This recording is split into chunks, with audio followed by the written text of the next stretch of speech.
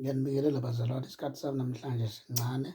Ngicela ukwenza lento ngokukhulu ukushesha, le yokukhuluma ngale ncwadi. Izaga 23 uvesi 6 uthi, ungadli ukudla koneso elibi, ungafisi izilovela zakhe, ngokuba unjengozicabangelayo, uthi kuwe yidla uphuze, kepha inhliziyo yakhe ayikho kuwe.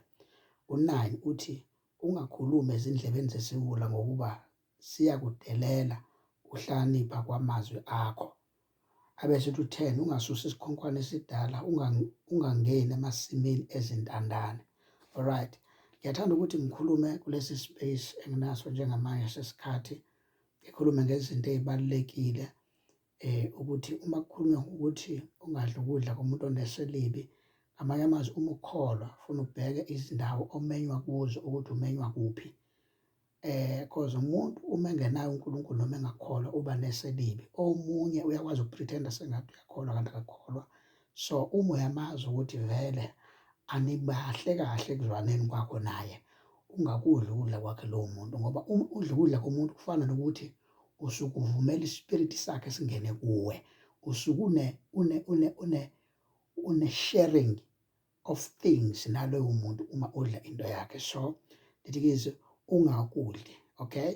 Bese uthi u9, ungakhulumi ezindlebeni zesiwula. So ukukhuluma kumuntu omaziyo ukuthi uhlezi efutheke, egcwele ulaka, egcwele ukuxabana, lithi izwi ungakhulumi amazwi okuhlakanipha, ngoba uyawadelela, hlezi efuna izinto zenzeke ngendlela yakhe. Uthi u10, ungasusi isikhonkwane esidala, ungangeni emasimini ezintandane.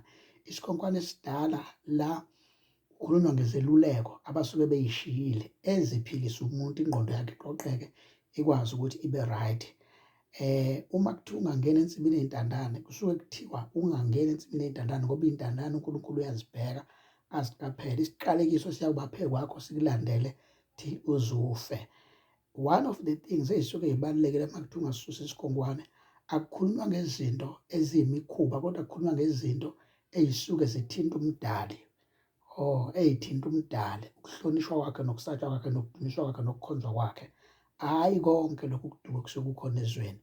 Uvesi 14 uthi, ngiyawuthanda, ungayeki ukumlaya umntwana, ngokuba uma umshaya ngoswazi akayi kufa. U14 uthi, uyakumshaya ngoswazi wophule umphefumulo wakhe endaweni yabafileyo. Ngamanye amazwi, ezinye zey'khonkwane lezo ukuthi ingane iyashawa, ilulekwe, inikezwe indlela ukuze kususwe ubuwula obusuke buphuphuthekisa ingqondo yayo. Ezinye zey'khonkwane lezo. Ngiyabonga.